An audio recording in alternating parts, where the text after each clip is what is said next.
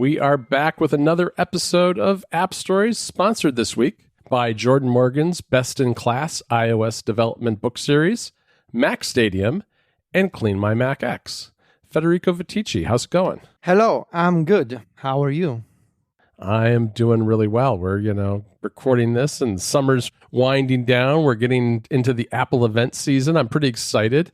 As we publish this, we're just one day away from a big event. And so we've got a little prep to do at Mac Stories to get ready for that. But as I wrote in the club last week, there's not a ton you really can do in advance. I mean, other than think about what the assignments might be, because we have an idea of what's coming down the road, but we're not entirely sure. Yeah, I mean, you get the sense of what Apple is doing, right? You more or less, we know that there's like a new iPhone, actually a family of iPhones coming. And it'd be kind of surprising if it wasn't the case, I think. I mean, that'd be surprising for sure. And maybe an Apple Watch is also being announced. So we are preparing for that. And we know they are likely going to give us release dates for iOS and watchOS. But then it becomes this sort of guessing game where you have to look at recent rumors and be like, okay, so in theory, there are the third generation of AirPods coming. Is Apple going to announce AirPods? We should prepare for that possibility. Are they going to do anything with the iPad mini or the base model iPad? That's also something to keep in mind. We believe that for macOS Monterey and the new M1 or M1X or M2 based MacBook Pros, that's those are gonna require us to wait a little longer. So maybe those are not being announced. And we come up with all these potential conditions, right, for the Apple event day. And you just gotta try your best to know what could potentially be announced. But then you just got to see what happens, right? And you need to, and that's the challenging aspect of it, is after the event wraps up, to say, okay, how do we prioritize covering all of these announcements? And you actually wrote about this in Friday's issue of Mac Stories Weekly for all Club Mac Stories members. So go check it out. John wrote an excellent story about what an Apple event day is like at Mac Stories, quote unquote HQ. And what's our strategy, how our strategy has changed over the past few years in how we approach the event, but also the post-event mess, honestly, that is Twitter and RSS and the apple.com website. Yeah, it gets a little chaotic during the day, and the conclusion of the story is that it usually ends up with me falling asleep on the couch watching the event a second time to try to really absorb everything that I didn't focus on. But yeah, it was fun to write that because we've been doing it for a long time, and we've got it down, but it does evolve over time. This episode of App Stories is brought to you by Jordan Morgan, who is writing a 4-book series on how to develop and design premier iOS apps, which is in early access now. Jordan's book series is 4 full books covering accessibility, design, user experience, and iOS APIs. Each book is full of code samples in both UIKit and SwiftUI. The first book is all about accessibility, and it already has over 18 chapters and 46 code samples showing you how to make apps designed for everyone. Go beyond voiceover support to learn about advanced topics like customized accessibility content and custom rotors to make an accessible app from top to bottom. New content is released every 2 weeks until the series is finished, and after that, you'll continue to get updates alongside each version of iOS that's released. The package also comes with a comprehensive Xcode project with code samples and access to a private Discord server to chat with the author and other developers. This series is like a combination of human interface guidelines and in-depth code samples and proven tips on how to improve your app's design and user experience. It's perfect for both newcomers and experienced developers. Newer folks will learn about topics and APIs they may not have known about, and experienced developers can use it as a reference manual or handbook to get design tips.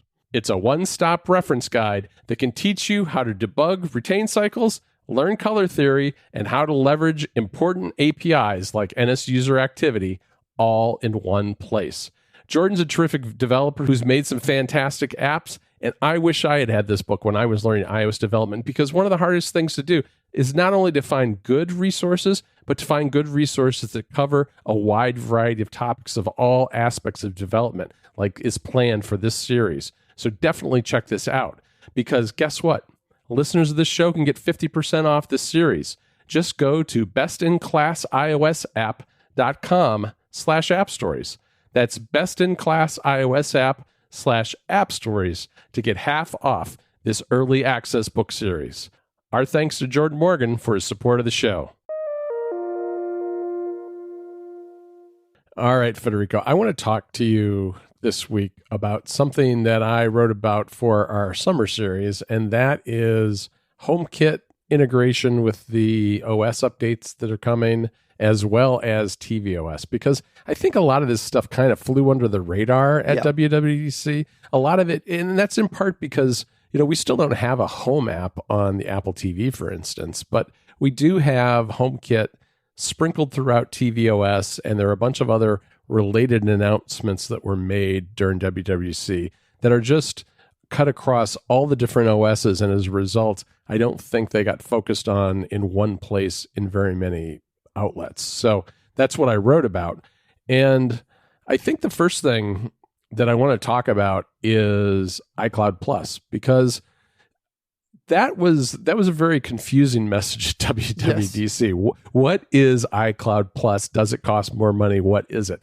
Well, it says Plus, so it must cost more. It is Plus. It's very Plusy. A lot of things are Plus these days. We should know, right?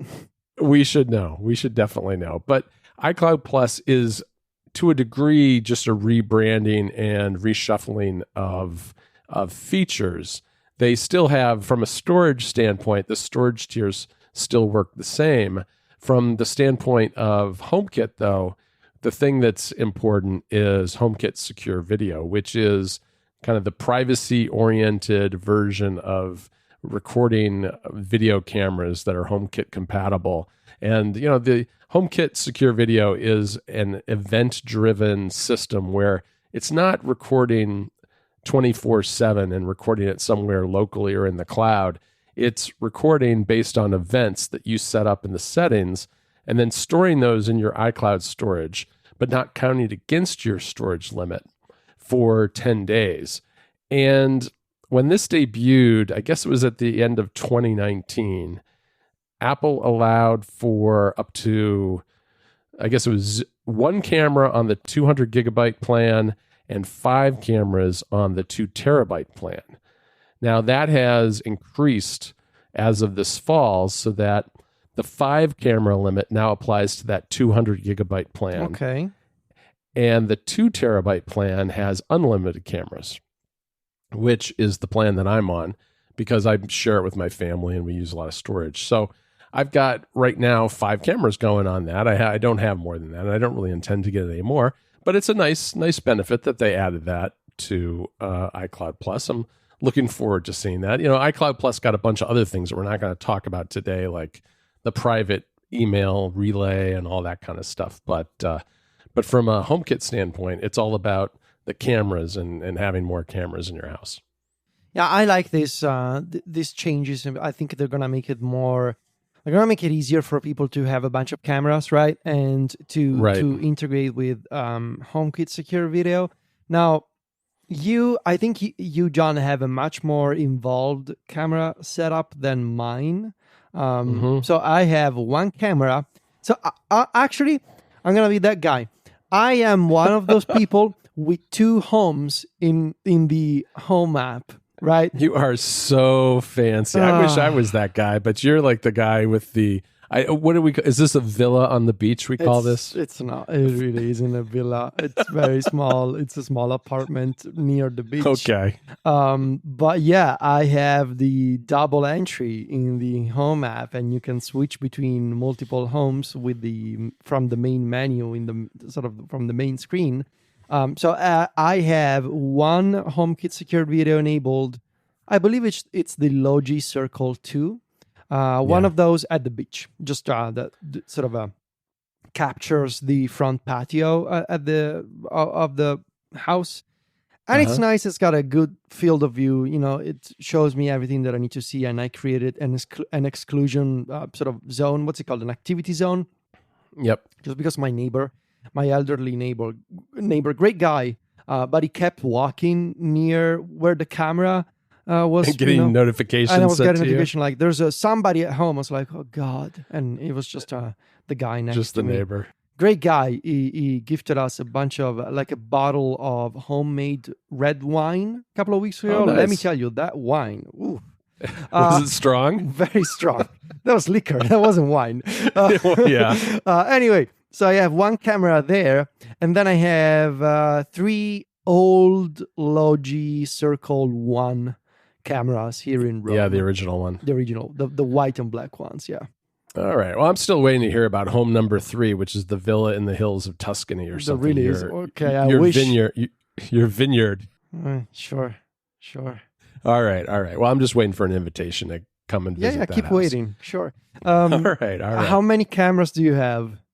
I've got a total of 5. Okay. I have, and some of these are like legacy cameras that I just happen to have, so I keep them around. But I've got 2 Logi Circles, one that's kind of pointed at the front door, and then another one that's pointing out the back door, and then an Eve cam, which is also an indoor camera that's pointing at the interior out near the back door. And then I have one of these Abode cameras that was something I tested a couple of years ago, and I still just have it, and I don't use it much, but I put it in the basement because there's a window into the basement in case anybody breaks into our basement. And then there's a Logitech doorbell too. So there's actually 2 cameras on the front door. You don't want to come to my front door because you'll definitely get filmed if you come to my front door. Okay. But one of the things I wanted to mention, before we get even deeper into this, is that I think HomeKit Secure Video got a really bad reputation early on because, you and I tried it right away, and it was really pretty buggy at first. And remember when you had to do like this firmware update with the Logitech Circle 2 that they basically said, if you do this, you'll never be able to go back and you'll never be able to use our app again. And it was really weird, strange and weird at the very beginning.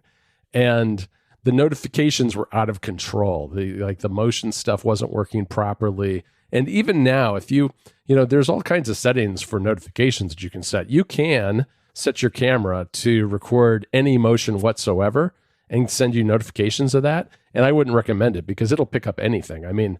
If your camera is pointing outside, it'll pick up the wind blowing the grass or the trees or whatever. It's very sensitive in that way. So what I have it set to do is really just to pick up people and vehicles. And now one of the new options with all the OSes coming this fall is package detection. So when a package is left at your doorstep, which is a very common thing in the U.S., and I think not necessarily true in a lot of places, especially if you live in an apartment, of course.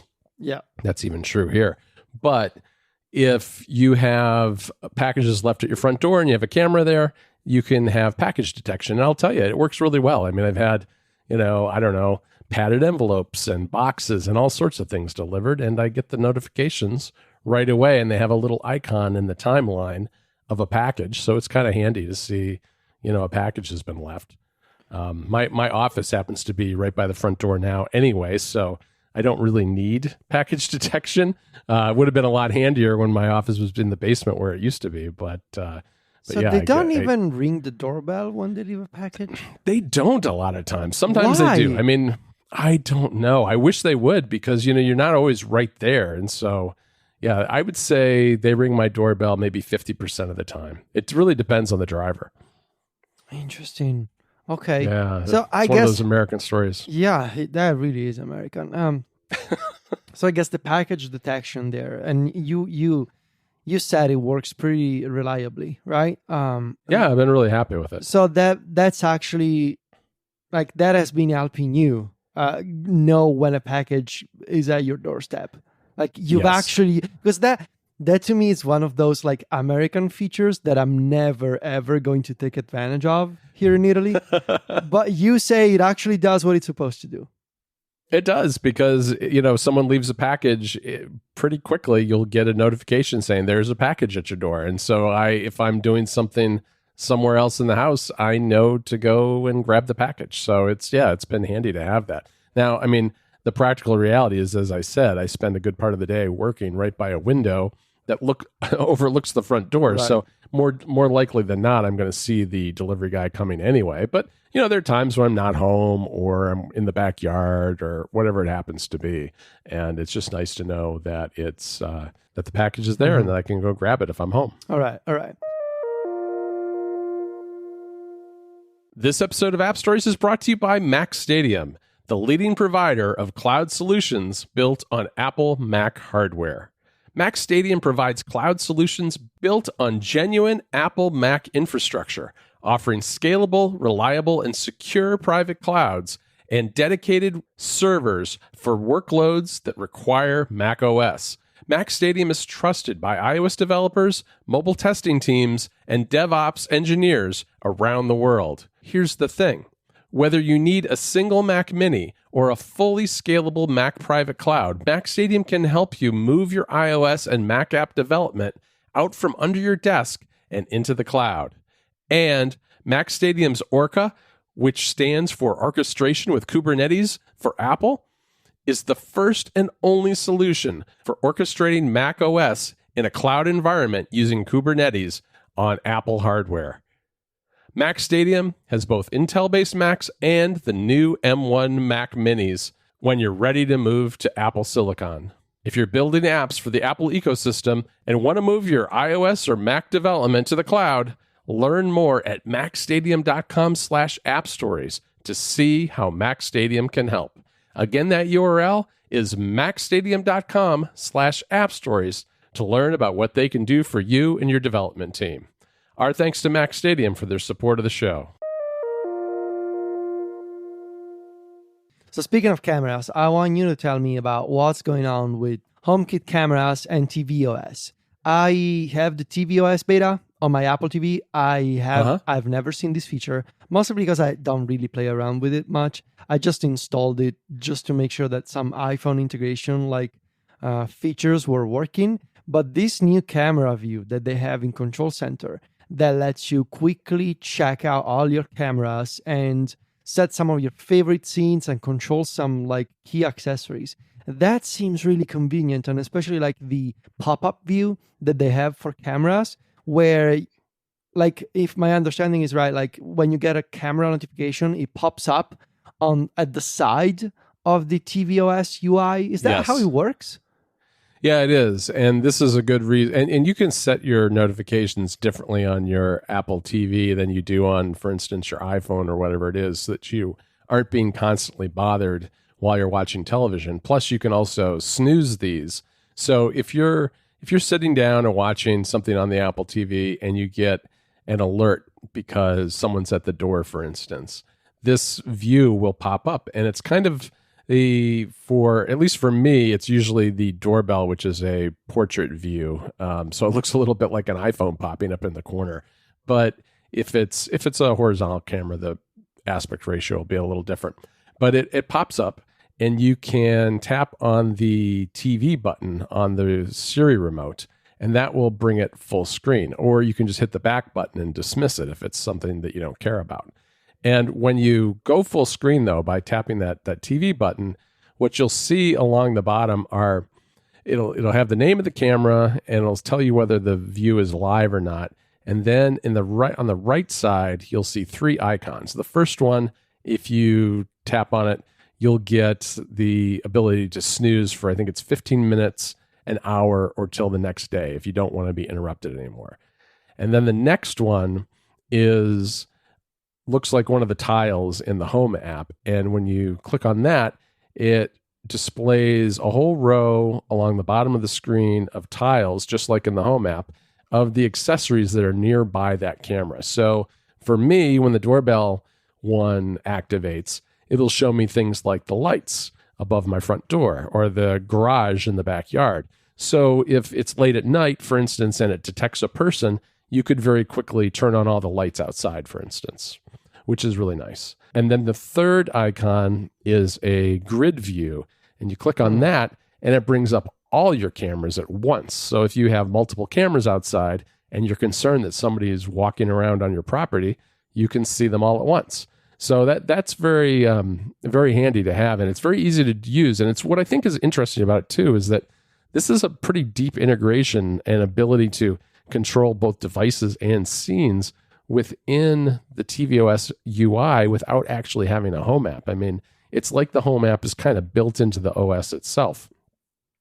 There's a second way, though, to get to some of this stuff, which is through Control Center on the Apple TV. So you long press on that TV button, and the Control Center opens up, and there's some options there with favorite scenes, as well as the ability to swipe between your various cameras and see them one at a time. So a lot of great options there. There's HomeCam by Aaron Pierce is a third-party app that has had the ability to show multiple cameras for a long time. I think the advantage of this system, as opposed to that app, is that it's integrated and it's tied to the notifications. So you can get to it a lot faster. You don't have to exit the show that you're watching and go look at cameras. You can just have it appear, it pauses the video and you can see the cameras right there, and then kind of, if nothing's going on, you can back out of there and continue watching TV. Right.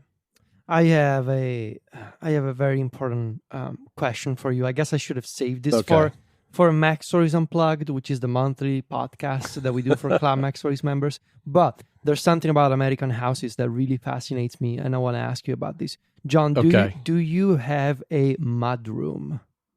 I do. You know this because you've seen my screenshots. You've seen my screenshots, and there's a room labeled that. I'm sure that you've seen this before. No, otherwise I would have said so. I don't see mudroom. All right, well, we do call it that because when we add it onto our house, so this is a feature that's very handy. Back door, French doors, front door, garage left, garage right, left garage.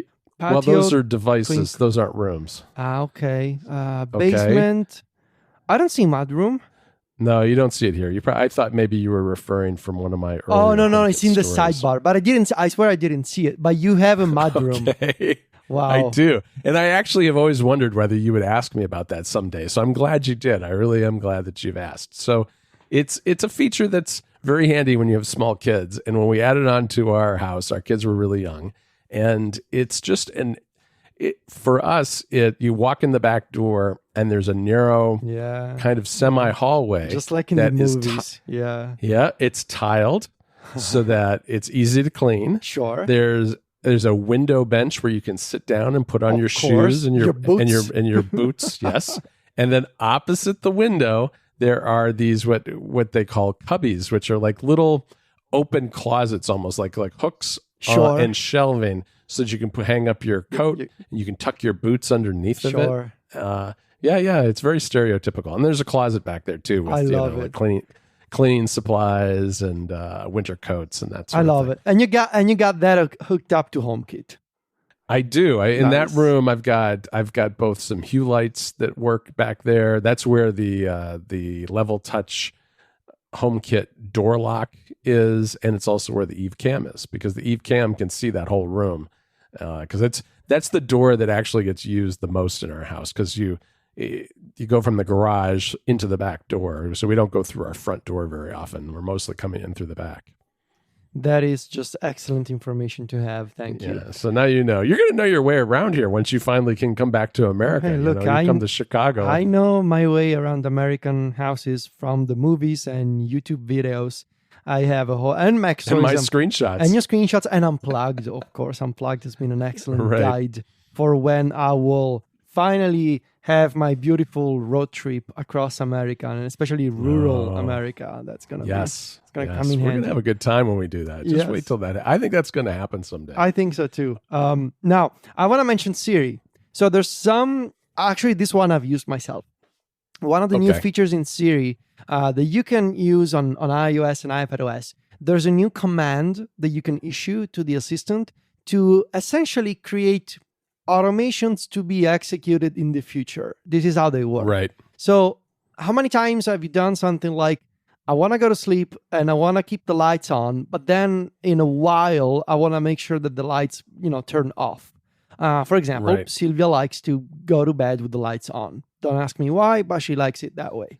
For a light sleeper, that seems really strange to me. I know. I've told her this, but hey, what you got to do?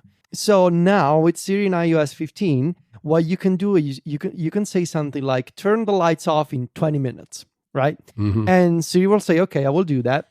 And the way this works, sure enough, in 20 minutes, the lights will turn off.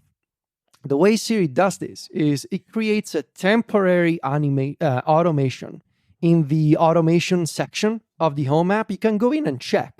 It actually creates like a temporary automation that will be deleted soon after it's executed. And it's basically like a timed, one-time only automation that you set up with Siri. Right.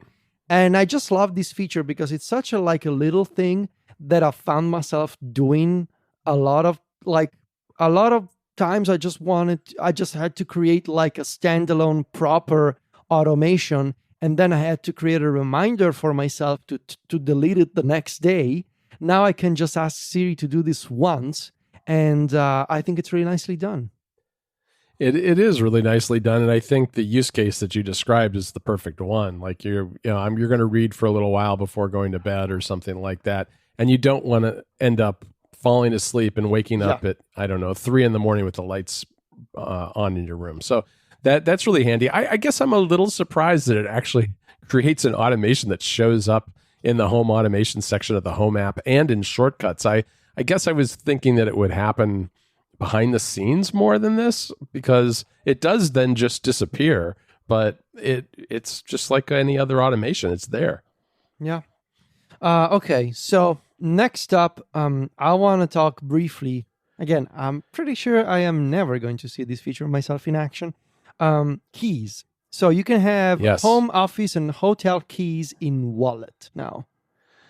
Yes, exactly. And I think this works a lot like the car key feature that came out with iOS 14 that I tried to get a demo of and never was able to have happen because it's on so few cars. I'm not. It probably is on more now, but at the time it was only on certain BMWs, and particularly high-end BMWs that were like $100,000 cars and above. So have not tried that. Don't have a fancy car like that. But one day, don't worry about it. One day, maybe. Sign up at plus.club. Yes, get John a fancy car. But the keys work in a similar way, and they'll work in the low power mode, for instance, when your phone is otherwise has too little battery to actually operate. And I believe that there is NFC or ultra wideband chip stuff going on here. I haven't been able to completely tie down and confirm that, but basically you just hold your phone up near the lock and it'll unlock for you. I mean, it's a little bit like using Apple Pay, I guess, too, right? I mean, you just kind of get something close by and it uses proximity to unlock it. Now, the nice thing is, too, that if it's, for instance, your house and maybe you have someone in your family you need to let in, or you have workers coming to your house to do work and you need to let them in and you're not at home, you're at work or something, you can temporarily share keys with people and they can expire and that kind of thing. So it's more versatile in that way. And I know some lock manufacturers, HomeKit lock manufacturers, have had some similar systems like this. But what's nice about this is that it's going to work the same across all devices that support this feature, of course. I mean, this is one of those things that's being rolled out, but I expect it'll be a while before we actually see products that have this, because I couldn't find any that have been announced yet. Yeah. This episode of App Stories is brought to you by Clean My Mac X. Make sure you can trust your Mac. In these uncertain times, the only person you can truly rely on is yourself. Or, even more specifically, you and your computer. So is your computer in good enough shape to get you to your goals? Is it fast and organized enough? If you're a Mac user, you may find this tool helpful. It's Clean My Mac X from MacPaw. Clean My Mac X is an ideal decluttering app for your Mac. So what can it do?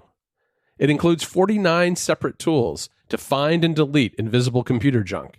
It helps you tune up your Mac so that it runs at maximum speed. Clean My Mac X organizes disk space, showing you large hidden folders. You can also free up tons of space so your Mac never runs into issues with storage. Clean My Mac X is a perfect tool to get your Mac ready for macOS Monterey. It fights Mac-specific malware and adware and protects your computer.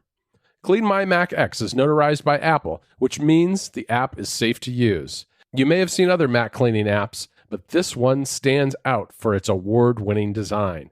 It's so enjoyable to use that you'll be discovering new ways to optimize your Mac every time you run the app. And as a listener to this show, you can get a 5% discount valid for the next 4 weeks. Just go to macpaw.app/appstories to take advantage of this terrific deal. That's Clean My Mac X for 5% off at macpaw.app/appstories. Our thanks to Clean My Mac X and MacPaw for their support of the show. Okay, so on the tvOS side, again, what else is there to mention? Because obviously, like, SharePlay was meant to be one of the highlights of the year, with the ability to sort of like watch a movie or TV show together with other people over FaceTime.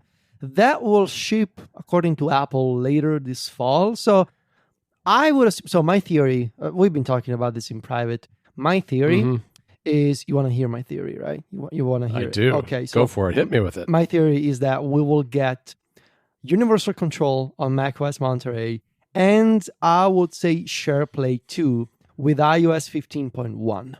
I think they're saving these two features for a point release, which also creates like another question of, when is macOS Monterey going to ship? I don't know.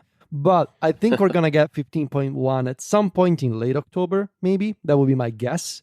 In any case, that was meant to be one of the highlights of tvOS 15, SharePlay integration. It's not going to ship with that feature. So what else is new? For all of you, is that one of the new tvOS? Yeah. So there's a new for, I guess if it's just two people using an Apple TV, it's called For Both of You. If you have a larger family or more people using the Apple TV, it's called For All of You. And basically, this is a section of the TV app that contains recommendations for TV shows and movies that, both of you may enjoy. And I see in your screenshots that you have a profile photo for you and the memoji for Jennifer. Right. For both of you. I think it looks out of place there on the Apple TV. Don't you think it looks a little strange there? It's way off to the right and sandwiched between two rows of...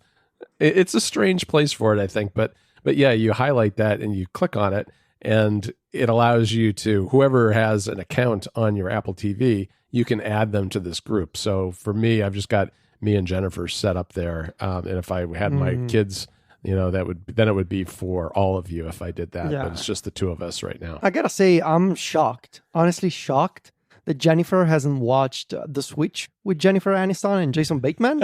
That's such a good movie. How come she hasn't watched it? I don't know. I'm pretty sure she hasn't, because the long-running joke here is that Jennifer and we watch the same stuff, usually right around the same time, and John is like... It's really eerie. Yes, we have the same taste in rom-coms and that kind of stuff. Yes. That's why Cinderella's in the main screenshot of this article, is because she was watching it the weekend that I was working on this article. Yeah, really good movie. So... two of Sylvia's friends, they are backup dancers anyway. Oh, really? I didn't know that. Yeah, that's cool. Yeah, they are in the credits too. So anyway, For All of You is one of the changes to the TV app. What else? Well, there's also supposedly Shared With You. And we know Shared With You is that feature that is throughout all of the OSs, where if someone sends you a link via messages, it shows up, if it's, it'll show up in news or Safari or music or podcasts, a whole bunch of places. And it's supposed to show up here too on tvOS. It does show up in the TV app on the iPhone and the iPad. But no matter what I did, I was unable to get Shared With You to show up on tvOS, even after the most recent beta update, which came out just this past week. It's still not showing for me. And I tried it with Jennifer too. I tried it with you.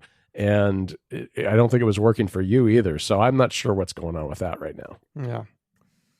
Okay. I think that's pretty much it. I got two small things for you. These are quality of life things that actually make a difference.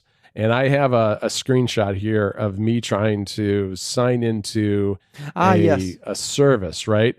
And, logging into services on the Apple TV has never been super handy and never been super easy. I mean, it's a little easier if you have your phone nearby and you could either tap in you could use the password feature or type in the password really quickly. but now it works with Touch ID and Face ID, and it's really fast and really nice. Now, so next time you get knocked out of Netflix, which for some reason happens to me a lot, I think my kids are watching Netflix too much. I get bumped off of Netflix and have to sign back in. Now we can do it with Face ID, which is pretty nice. And then finally, you can connect AirPods Pro and AirPods Max. I guess all AirPods, actually.